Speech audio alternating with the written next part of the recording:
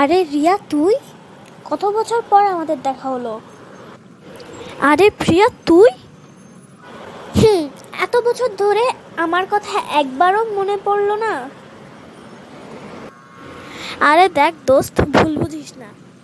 আমি ভুল বুঝিনি, আমি তোকে রোজ কল দিতাম, তুই একবারের জন্য কল ধরিসনি, আবার ব্যাকও করিসনি।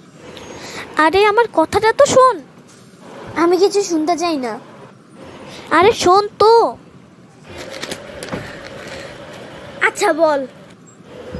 তোর মনে আছে যখন আমাদের বিদায় অনুষ্ঠান শেষ হয়ে গিয়েছিল, তখন তোরা বলেছিলি তোদের ওই মেয়েটাকে দেখে কেমন একটু অদ্ভুত লাগছে, বলেছিলি না? মনে আছে? বলেছিলাম তো। কেন, কি হয়েছে? আরে ওই মেয়েটা আমার ফোন চুরি করে নিয়েছিল। আরে তুই কি বলছিস রিয়া? তারপর তুই কি তোর ফোনটা পেয়েছিলি? না রে, পাইনি, আর সিমটাও উদ্ধার করতে পারিনি। তাই তুই যতই কল দিয়েছিস তা আর আমার কাছে আসেনি। আচ্ছা রিয়া, আমাকে ক্ষমা করে দে, আমি তোকে ভুল বুঝেছিলাম তাই।